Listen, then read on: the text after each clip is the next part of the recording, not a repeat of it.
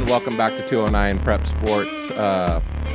In the studio here today by myself, but on assignment out at College Station previewing the Penn State-Iowa game is Scott Bryant. How's it going, Scott? Hey, it's going well. It's an exciting time in college football right now that Iowa Penn State game they're going to be playing in Iowa. It's going to be a heck of a game, 3 versus 4. So really looking forward to it. Yeah, I'm highly jealous. Just got news on our side out here in California that our game just got canceled. 10 o'clock on a Thursday, and they cancel a game. So yeah, that's unfortunate. It's just I just feel terrible for any of the teams that face something like that with this year. A lot of time and effort's been put into to take the field and then get hit with that the day before a game is just it's earth shattering for some of these guys, I'm sure.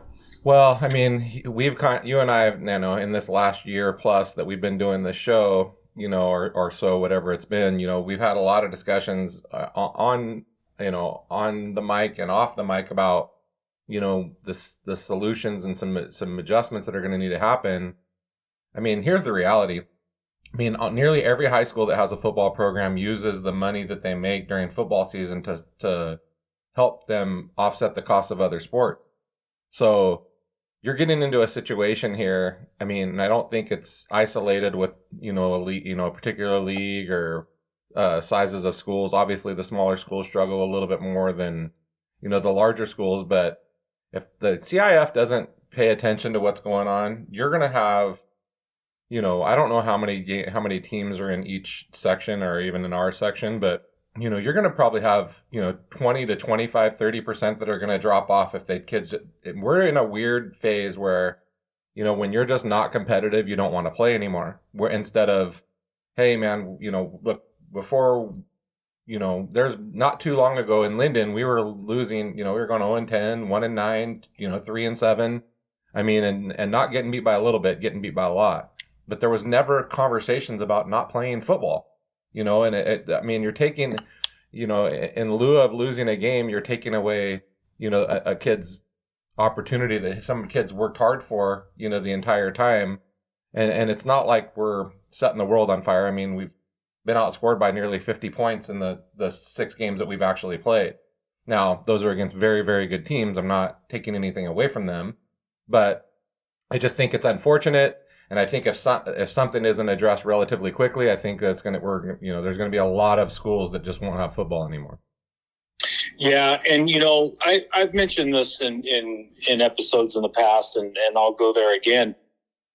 It's just really, when you look at the athletes in all other sports, with the exception of football, that aspire to play at the next level, they're being looked at, they're being recruited in atmospheres that have nothing to do with high school. And what I mean is, if I'm a college recruiter and I'm looking, let's say, for a high school volleyball player, I'm not going to go to a Thursday night matchup between 2 high school teams where the talent pool may be decent, as opposed to going to a tournament in, say, Reno, Nevada, where there's 100 courts going with the best volleyball players in the Western United States, or go to Colorado and see the same thing.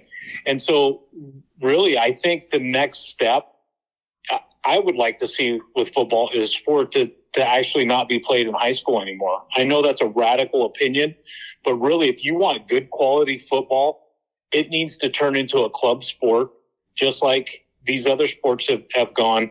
And they could use the high school facilities, rent it, do whatever.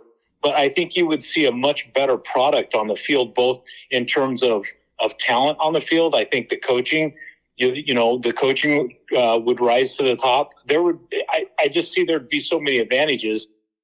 Of course, there would be disadvantages more towards the high school. But as you just stated, I think the CIF really is in cruise control, and they're not paying attention. And sooner or later, somebody's going to start. And I think the advent of the 7-on-7 leagues is the first step towards that.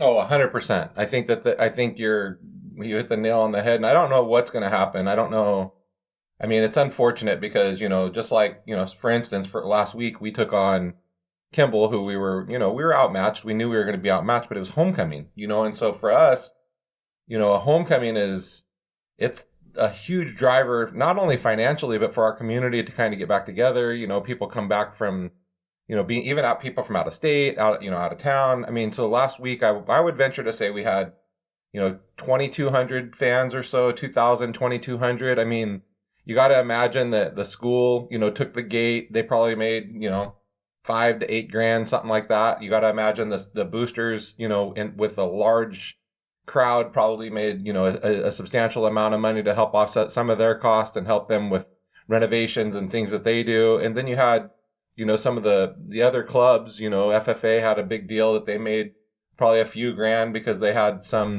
an ancillary a situation that was tied to the game itself. And, not to mention the kids on the court, on the homecoming court, that get to be in front of, all those people in the stands, all the cheerleaders that got to be in front of the large stands, flags, flag team, band.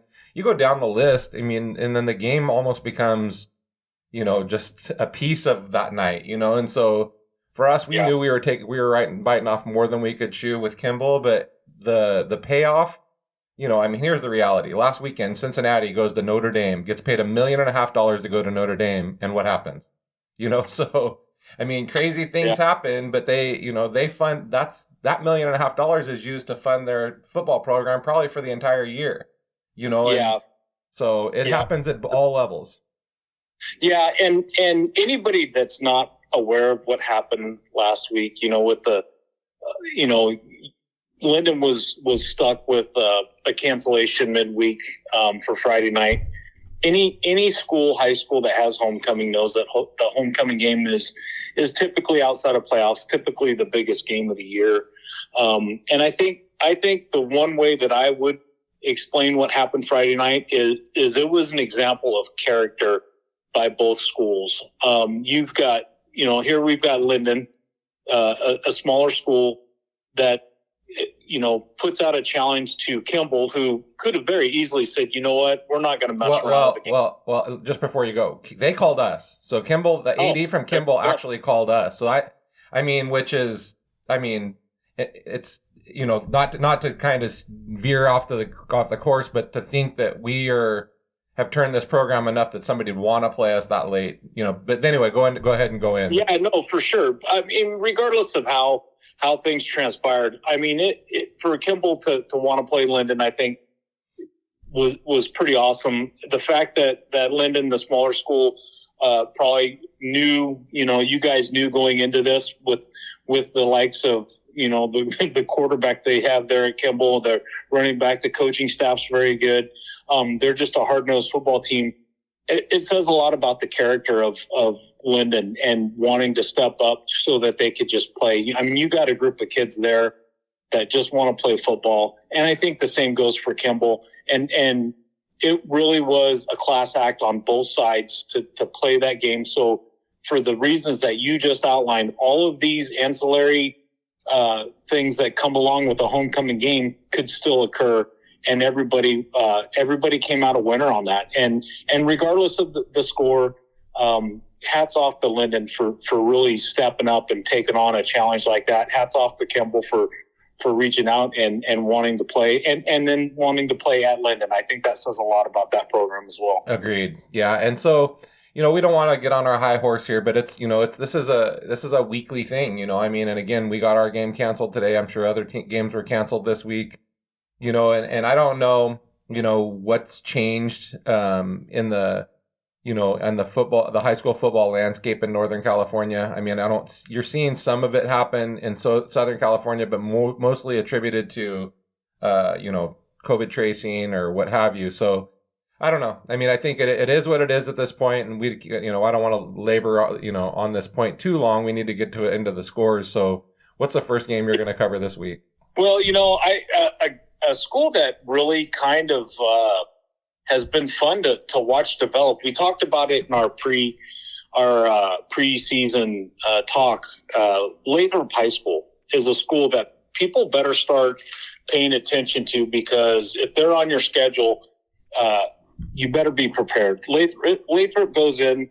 They're 4-1. They play a Bayer team, and they ended up winning 28-6. Lathrop now is 5-1. That's without looking in their history books. I would venture to say that's the best record that school's ever had. It's a school that it's really going to be interesting to see as we get towards the end of the season how things shape up playoff wise for them. But again, they end up beating Bayer out of Modesto 28-6.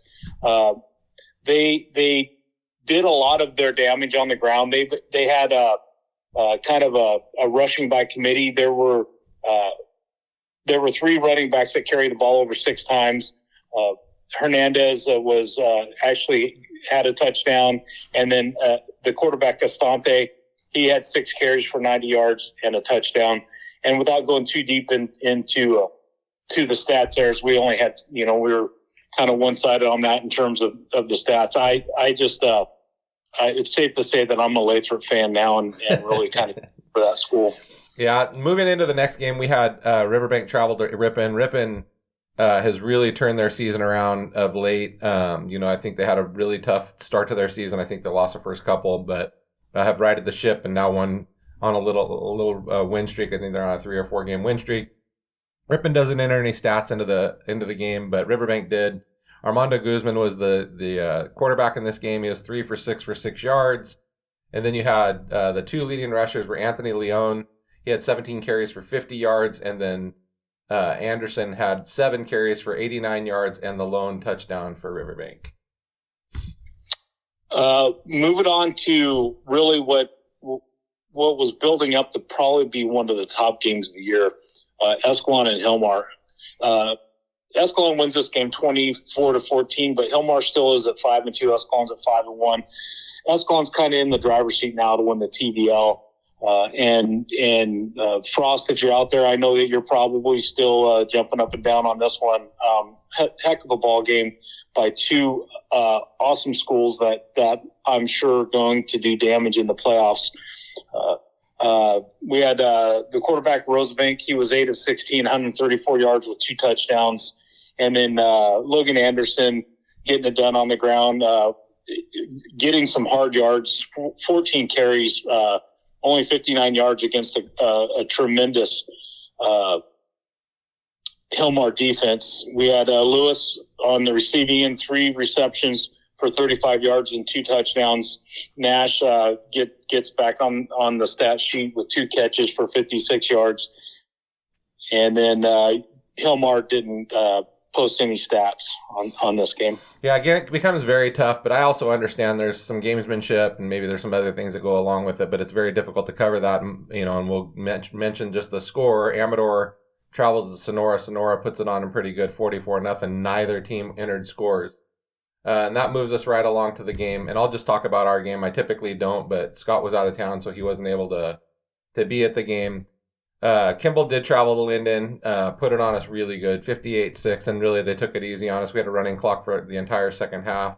We actually scored first, went right down the field, with a combination of throwing the ball and running the ball, and we're pretty efficient with what we did. And then we actually stopped Kimball on their first possession, moved the ball again pretty easily, and then kind of stalled out, and then Kimball goes down and scores and does what Kimball does. They get 20 in the first quarter, 24 in the second quarter. Running clock gets 7-7. Nick Coronado was 21 for 30 for 271 and 6 touchdowns. And then his backup, Dalton Anderson, was 4 for 6 for 60 yards with a touchdown. The leading rusher was also Nick Coronado, who had 3 rushes for 63 yards. Sebastian Tate, and Nick added a touchdown. Sebastian Tate was 7 for 60 yards and no touchdowns. The leading receiver for Kimball was Travis Marrero. He had 8 catches for 90 yards and 2 touchdowns. Willie Clifton added 4 for 54 and 2 touchdowns. Mason Rivera had 3 for 50 and a touchdown. Dylan Anderson, 2 for 39 and a touchdown. And Ethan McGee, 1 for 16 and a touchdown. On the Linden side of the ball, Alex Rivera was leading passer. He was 6 for 10 for 119 and 1 pick. And Joe Stearns was 3 for 6 for 45 yards. The leading rusher for Linden was Alex Rivera, 26 carries for 17 yards And then Carson Russicker had 6 carries for 11 yards. Alex also added a touchdown. Leading receiver was Junior Fernandez, had 3 catches for 92 yards. And Brock Lund, in his return from ACL surgery, had 3 catches for 24 yards. So again, very difficult matchup for Linden. Kimball was as advertised, came out and put it on us pretty good. So congratulations to them. Yeah, and I'm asking because we haven't really sidebarred too much about Coronado lately, but any scuttlebutt on next year for him? He's got a couple of smaller school offers. I'm not sure what his direction's going to be. He's a decently quick kid. I think his size scares the colleges a little bit. I mean, I think it's very unfair. I mean, and I was talking to both Nick and my son's quarterback coach, Greg Pinelli, just a little while ago, and we talked about how different sports football is played from probably Fresno North and then Fresno South, and it's and a lot of teams in Northern California love to run the ball. I mean, you see a lot of double wing. You have Monterey Trail running the veer.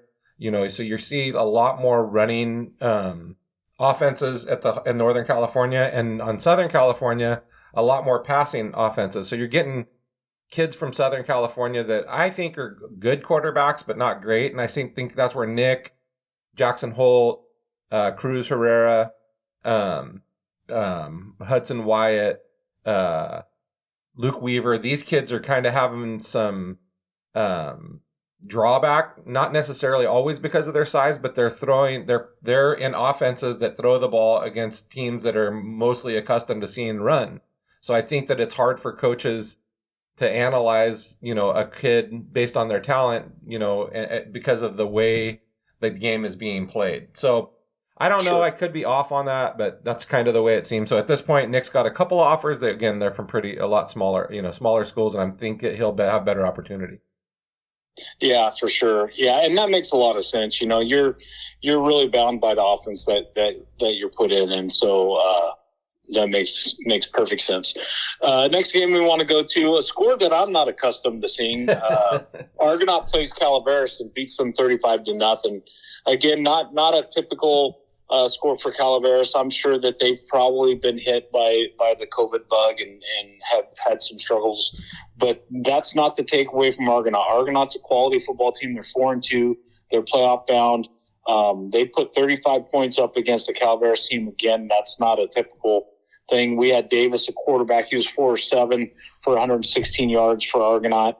And then running the ball, we had 4 different running backs rush for a touchdown. Sanders, Eckert, Davis, and Flores all rushed for a touchdown each. And then receiving-wise, we had Eckert, his touchdown, had a touchdown via pass, 58-yard pass from Davis. So Argonaut really putting the hurt on Calaveras. I'm sure that's one that they're going to relish for quite a while. Every day, every year, or every week, week in and week out, Argonaut has 6, 8, 10 guys carrying the ball. So they must be very well-rounded and difficult to cover. So they're always a well-coached football team. So they're going to be a threat in the playoffs for sure. Yeah. Just one score to mention: Sierra goes to Western Ranch in this being baseball playoff season. This is a baseball game. Sierra wins that game 3-0. The game I was going to cover, and it's somewhat on the fringe of our region, is the Enox-Grigori game. And the reason I wanted to cover it was just the sheer score. The game ends up, Grigori wins this game 61-48. So over 100 points scored in this game. Both teams posted their stats. So that's another reason. Both of these kids also throw with Greg Pinelli. Keith Arona for Enox was 12 for 22 for 288 yards, 4 touchdowns, and a pick. The leading rusher for Enox was Jose Torres, had 10 carries for 37 yards and a touchdown. Balboa adds 6 carries for 15 yards and a touchdown. Keith Arona also had 8 carries for 52 yards. The leading receiver for Enox was Isaac Adams, had 2 catches for 111 yards and a touchdown. Babaloa had 2 for 43 and a touchdown. Isaiah Toma had 7 for 50 and a touchdown. And Babalola's brother adds 3 for 84 and a touchdown. So a lot of offense for Enox, but Grigori wins this game with Cruz Marinas at quarterback. He was 11 for 14 for 220 yards. He had 4 touchdowns. Marinas also added 23 carries for 133 yards rushing and 3 touchdowns. And Jaden Miller had 12 carries for 47 yards and a touchdown. The leading receiver for Grigori was Reggion Foster, had 4 catches for 82 yards and a touchdown. Jaden Miller added 3 for 64 and a touchdown. And Dylan Zader added 2 for 55 and a touchdown. So this game would have been a fun one to be at. 109 points scored in a high school game isn't unheard of, but it's also would be pretty neat to be there. Yeah, there's a little bit of offense thrown around in that one. One probably our I would classify Helmar Escalon as a heavyweight bout. This next score, by far, definitely a heavyweight bout. We had Central Catholic playing Oakdale. Central Catholic goes in, they're 4-1 playing Oakdale, who's also 4-1. Ends up being a final of 32-14. Oakdale's winning this game 14-10 at halftime, and then second half was all Central Catholic. From Central Catholic, we had Wentworth at quarterback. He was 8 of 14, 77 yards with a touchdown and a pick. In the backfield, Taylor, 22 carries for 103 yards, 2 touchdowns. That's really saying something against usually a very stingy Oakdale defense.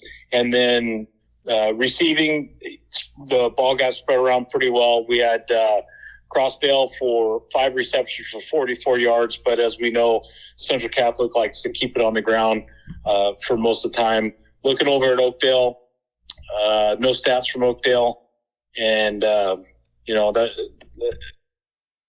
looking through the rest of the offense for Central Catholic, we had total yards. Taylor had 103 total yards, leading the way for the offense of Central Catholic. So Central Catholic goes in to the next week 5-1. Oakdale is at 4-2. Yeah, it's so tough to cover Oakdale because you know that they're good, but they just don't post out. So it's very difficult for us to get a kind of a gauge on how those games go. Yeah, we'll get hopefully here in the next couple of weeks we can get Coach Merz on the line, and he's already told me that he'd be happy to speak with us, but it really kind of pick his brain a little bit on his thoughts as we're, going in towards the end of the season. I still think Oakdale's a playoff bound team. I agree. So moving on to the next game, no stats to speak of, but Tokay travels to Lincoln. Lincoln just thrashes them 55-7. But the game I'll cover, and I'll save the St. Mary's game for Scott. The game I'll cover, Modesto Christian goes to Houston. Houston has had a heck of a year. I mean, they're a tough, resilient team, kind of smash mouth, just like the TVL. Modesto Christian is trying to find their way. I think they're on a rebuild, so good for them to kind of keep playing. For Modesto Christian, Alex Argandar started at quarterback. He was 7 for 16 for 70 yards, but 3 picks. The leading rusher was Everett Hunter. He had 3 carries for 6 yards. A lot of guys with negative yards in this game. Like I said, Houston's a very difficult team to run on. They're a very difficult team to pass on. So leading receiver for Modesto Christian was Jay Bernard. He had 3 catches for 40 yards. And Everett Hunter added 3 catches for 28 yards. No touchdowns for either. For Houston, they only threw the ball twice. They were 0 for 2. No picks, no touchdowns. And then the leading rusher for Houston was Anthony Lopez. He had 9 carries for 168 yards and 5 touchdowns. Will Nutcher, the speedster, added 3 for 89 and a touchdown. That's at a 29.7 yard per carry clip. And Isaiah Coble added 2 for 59 yards and a touchdown again for almost 30 yards per carry. And then Connor LaRosa added 2 carries for 34 yards and a touchdown. That moves us back to kind of a valley battle between two old opponents back from the 80s that used to battle it out pretty well. St. Mary's played Tracy. This one was all St. Mary's from the beginning. It was 35-13 at halftime, St. Mary's, and really never looked back. Held Tracy scoreless in the second half. They were led by Cruz Herrera. He was 9 of 13 for 205 yards, 2 touchdowns. But really, the glaring stat here is he had a 151.4 passer rating. That's about as close to the perfect as you can get. Then we had Jaden Marshall, he had 3 carries for 39 yards and a touchdown. Cruz had he was on the ground. He had 3 carries for 28 yards and a touchdown. And then Parafina, 5 carries, 21 yards, 2 touchdowns. Carter, 17 carries for 110 yards.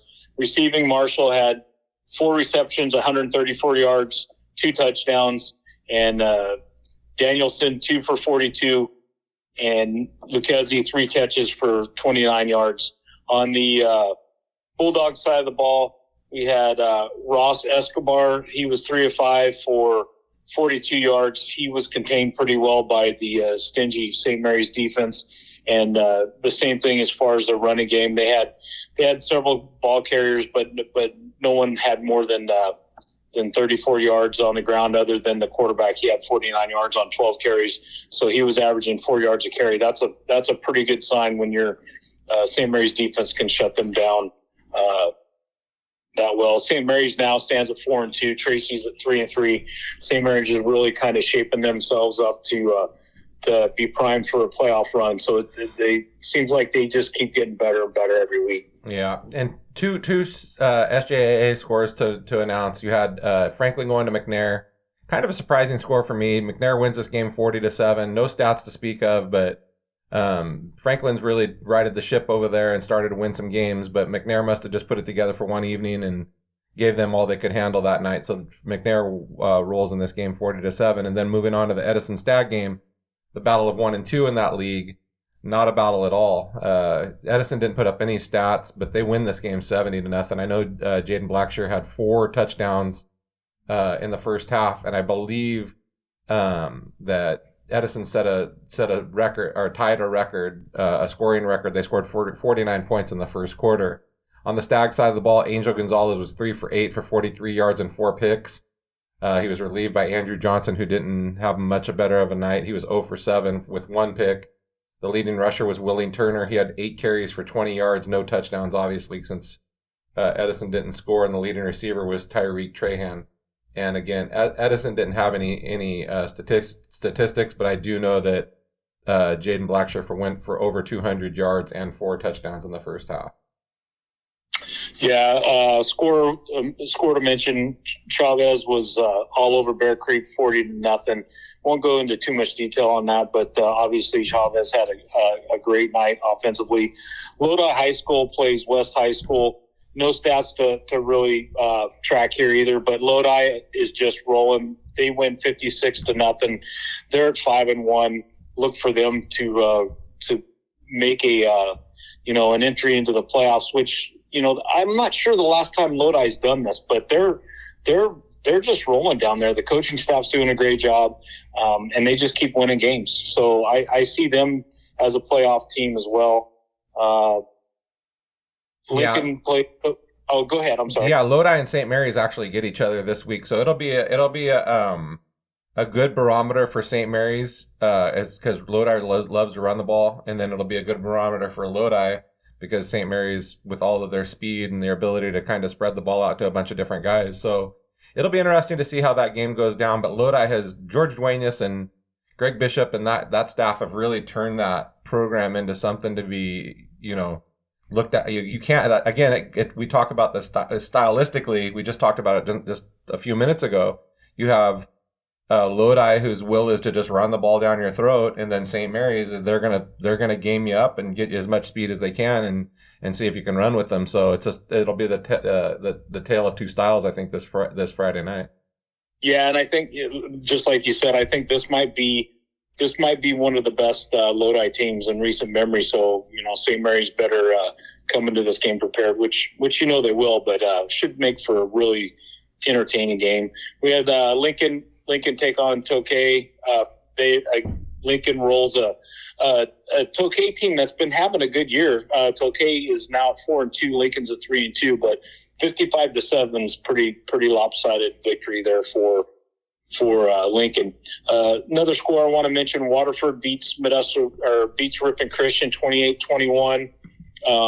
Again, not going to go too deep in the stats on that one, but Ripon Christian is a team that's kind of going through, I don't want to say a rebuilding phase, but kind of I think they're going to be a team that's going to be one to reckon with them next year or so. Another score I just want to mention real quick, and the reason why I want to mention it is because they do play in our area. It's a team that Linden played very tough.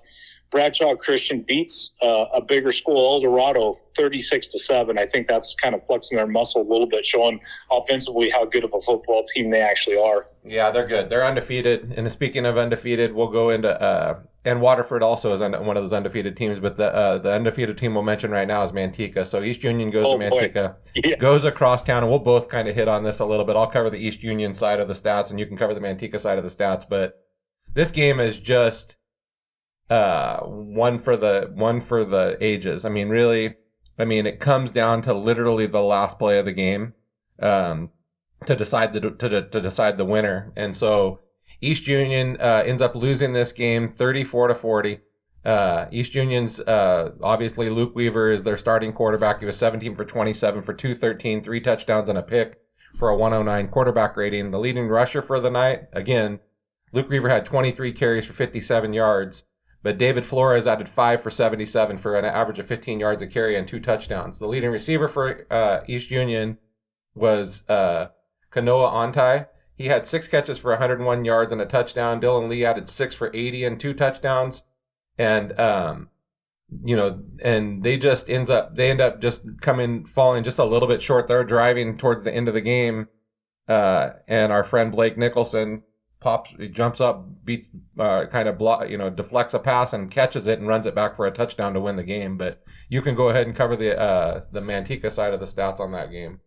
Yeah, for sure. I do want to make mention that whoever is going to be tasked with picking when the Stockton record comes out, and there's a couple of teams that get picked, but I'll just use Stockton record for example. When they have to decide on who their quarterback of the year is, good luck with it. Yeah. Yeah. Good luck with it, because this area is, we've talked about how rich we are in outstanding tight ends.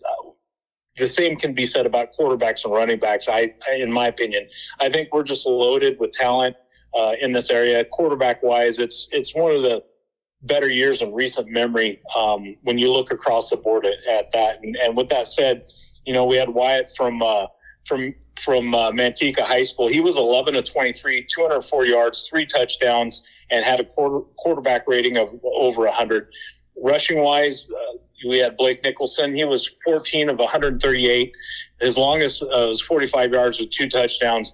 And just as you had mentioned before, he's a force to be reckoned with defensively as well. He's just all over the field. He's definitely one of those kids that you really kind of build your team around, and look for him to be in the running for Player of the Year with the record when they do their all area team. I see him as being one of the guys that's going to be Player of the Year. But you had a battle of 2 very good quarterbacks in this one, and it's no secret that we're big Luke Weaver fans, and he had a hell of a game as well. Yeah, he did. And that game is one of those, you have Hudson Wyatt getting his first start. He transferred from Downey into Manteca. Garrison Reese held it down for the first 5 games of the year at quarterback, but Garrison's really a tight end. I mean, by trade, he's a sophomore, big kid, but really did a good job keeping them, on the undefeated trail. And you had, Blake Nicholson has multiple offers across the country with a lot of Pac-12 schools, and I know Fresno State. Most of those schools are coming after him as a linebacker, and so. Again, Luke Weaver has a hell of a game, drops back to pass, and Blake Nicholson's just in his face. I think they were trying to throw some type of a screen, and Blake Nicholson, man, this kid's just an athlete. He jumps up. I mean, probably at the peak of his height ability to jump, goes off his fingertips, goes up in the air, and he catches it and runs it back. I mean, it's just a storybook ending to a really tough game. Like you mentioned, East Union was all over him. East Union was leading this game the entire game, and not to be outdone, Manteca just storms right back and ends up walking away with the victory. It's definitely an exciting time to be in Manteca if you're a football fan, because that whole town, all the teams in that town. I know Sierra's struggling a little bit right now, but they're going to rewrite that ship as well. It's just exciting for me to see a team like East Union really kind of elevate themselves to where that East Union Manteca game is a big star on the calendar now. Both schools are just, Manteca historically, the Reese era, and then even before that, they produced some great football teams. East Union is coming right along. With that said, I think maybe we turn the focus a little bit onto the upcoming week and some of the matchups that we're gonna have there. I'll get going on a couple, unless there's any more scores you wanted to highlight. I think that covers the whole week. So let's go ahead and move on. Okay. Yeah. So moving into next week, a couple of teams we'd mentioned. Grigori plays Modesto. McNair at 2-4 is taking on a Christian Brothers team out of Sacramento, is 3-3. Vacaville Christian is at 5-1. They're scheduled to play Highlands, but I wouldn't hold my breath on that one. Highlands is kind of been hoodwinking them. I shouldn't say that. Maybe that's a bad thing to say, but hasn't been putting a team on the field the last couple of weeks. Somerville, Mother Low League matchup, Somerville Amador. Somerville's at 2-2. Amador's looking for their first victory. This could be the week, but Somerville's not to be looked past either. Ripon, this is a game that I think is going to be a great game to see if you can make it to it. But Ripon at 5-2 is going to play Livingston at 4-2. And I got to tell you, that quarterback at Livingston is the real deal. Oh yeah. Rockland Batista, the kid can play. And I mean, Frost told us, way back in June or July, whenever we covered our first show, that kid was the real deal. And I think that was his exact words, is he's the real deal. And he has been. He's been everything as advertised and then some. So, yeah, I mean, I think there's going to be, the one thing I think is huge, because we got 4 games left. And so in order to make it to the playoffs, you have to have 4 wins. So there's going to be teams that are going to be, scratching and clawing to get to their 4th win, to even have a chance to get into the playoffs. So, and that gets into those conversations with, Calaveras and Somerville, Somerville being 2-2, and Calaveras has only 1 win, but they have 5 games left or 4 games left or what have you. So some teams are going to have to make a serious run if they want to be considered for the playoff run. But I think personally, the game of the week this week is the Kimball Central Catholic game. So I think we're going to, I think we're going to see something much like we saw 2 weeks ago with Kimball and Oakdale, where Kimball goes to Central Catholic, so it's on Central Catholic's home field. But Central Catholic's going to impose their will and try to run the ball, as much as possible. And when you think they've ran enough, they're going to run some more.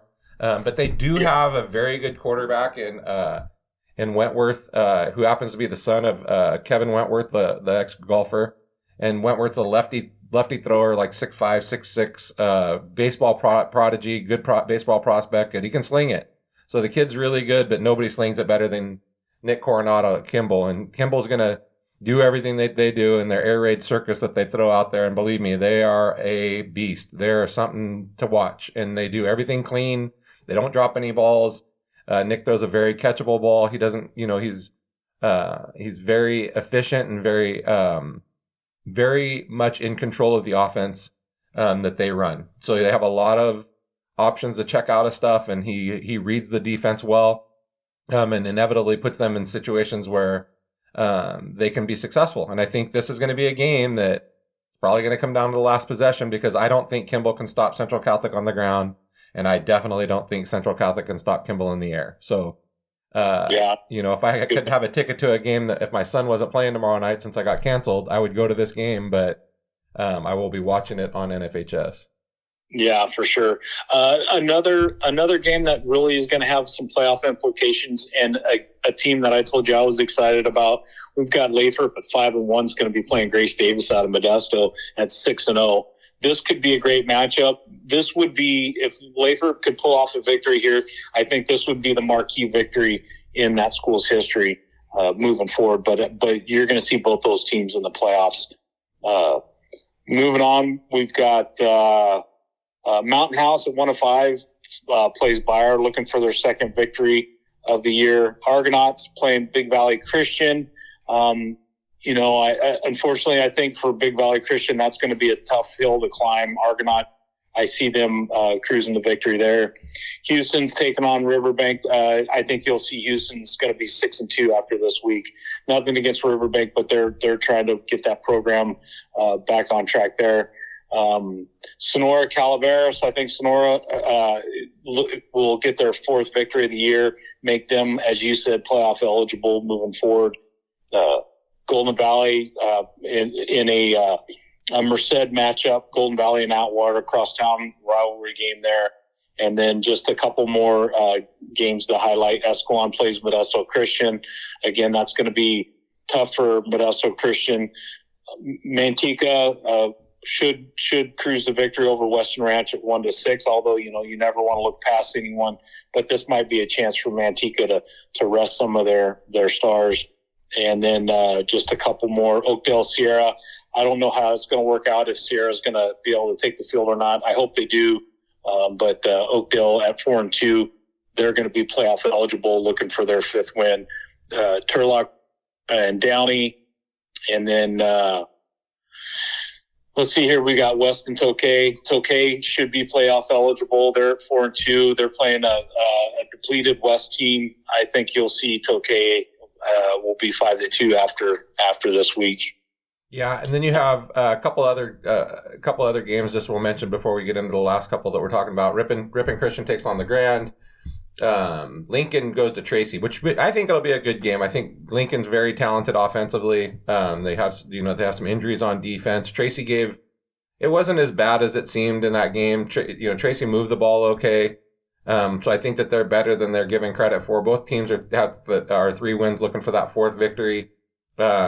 Waterford's undefeated record goes to Gustine, where they should handle that game pretty easily. Stag looks to get back on the winning trail, taking on Roseville, both teams being 3-3. Liberty Ranch gets Bradshaw Christian, and El Dorado comes down to Galt. And then the other big game of the week is going to be Lodi St. Mary's. And I don't think this is a game. This is where you get a lot of sports writers or even Max Preps doing some rankings and things where it's difficult to judge St. Mary's because they went with an entire parochial school preseason. So they played 5 teams that are pretty much out of the area other than Central Catholic. So it's very difficult to judge who they are, but St. Mary's just comes to play. But this Lodi team, man, they're just different. We played them in the spring. They're very physical. We ended up losing 3 or 4 guys that game on an 18-man squad. Wasn't great, but but they don't do things poorly. So they don't turn the ball over. They don't commit a lot of penalties.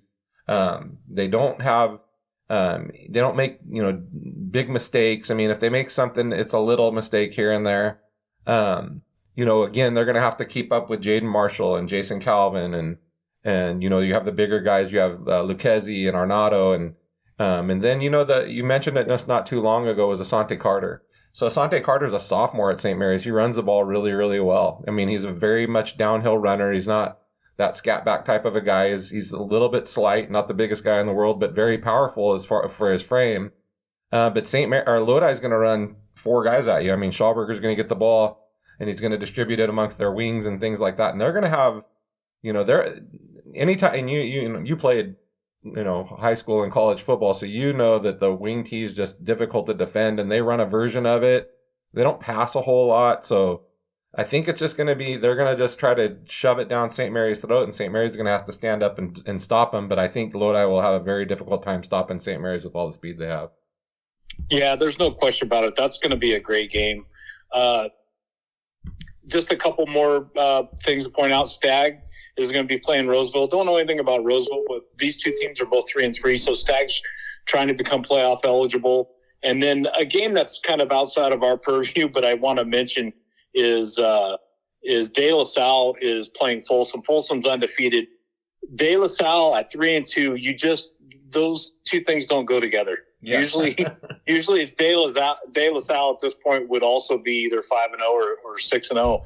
But everybody got a chance to see them on national TV play St. Francis from the East Coast, and holy smokes, I think that high school team that they played probably could beat some college teams. I mean, they were loaded. So that, you know, if you're looking for something outside the area, that's probably the game to see, just because I think Folsom's everybody's pick to win the Open Division State Championship this year if they've got a shot. Although I will say, you know, those teams out of Southern California will have a lot to say about that. Oh, for sure. Well, as we wrap this up, you know, I think it's going to be a very good, another very good week for some teams. You know, the playoff picture will start to clear out a little bit. Some people's, you know, will kind of start to figure out who the contenders are and who the pretenders are, type of a thing. I think you're going to see some teams that, you know, haven't been in the playoffs in quite a while and aren't the teams that you would normally expect in the playoff hunt. And I just don't know how things are going to play out. You know, you have Ripon Christian and Cap Christian and a couple other schools that are, you know, are still dealing with sanctions. From what I was told, they lost the first round of their appeal. So I don't know if that's true or not. But so there's a lot of, like, you know, I mean, we've talked about this at length. You know, there's just so many things that are happening that are outside of the realm of football. You know, I mean, and it's just so hard on a weekly basis to figure this thing out. And so I think this could be a season that, you know, somebody kind of, you know, steps up, you know, like, and not to kind of knock Kimball, but they haven't been the most, you know, the most powerhouse of a program of recently, or I think ever. But they're a team that could give it to anybody. I don't know if anybody can stop them. I truly don't. I mean, and not that we're the best team out there, but I just watching them and watching how efficient they are, and, you know, you make an adjustment defensively and then they just make the same adjustment even within the play, you know, so they come to the line of scrimmage with an idea of what they want to do. And if they see something that doesn't fit what they're wanting to do, they just switch to something else. And so having a kid that's, you know, high football IQ and with the talent to match, I mean, I think that they're going to be a difficult team, you know. And you got a team like Ripon, who I think they were 0-2 to start the season. They've went on a 5-game win streak. So they're 5-2 now, you know, and you mentioned Livingston. And so there's a lot of teams out there, man, that I think in the next couple of weeks, you know, the muddy waters will clear and we'll figure out who's going to be in it and who's going to be out. Yeah, absolutely. It's going to be a fun finish to the end of the season for sure. Yes, sir. So you have fun at the game this weekend. I don't know. Are you there? Are you going to be at the Penn State game? Or are you guys out of there before? Actually, what I'm doing is I'm here. I'm in State College visiting my daughter. Got a chance to catch some of the football action. They're flying out tomorrow to Iowa. I will not be at that game. I'm going to a much bigger game. The Minnesota State women's ice hockey takes the ice this weekend against the Lindenwood team. So I will be heading over to that and watching a nationally ranked Minnesota State women's team play. So it'll be fun. That's awesome. All right. Well, you travel safe. Thank you, everybody, for listening this week. We'll be back next week with another edition of 209 Prep Sport. Have a good weekend, everybody.